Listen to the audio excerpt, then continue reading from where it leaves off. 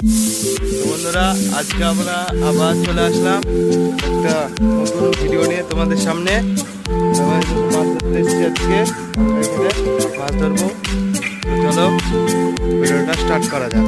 লাগানো হবে, মাছটাকে ভালোভাবে লাগিয়ে নিয়ে ছিপটাকে জলে ফেলা হবে। ভালোভাবে লাগিয়ে নেওয়া হলো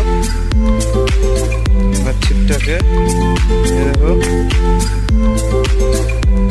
ছিপটাকে জলে ফেলে দিলাম।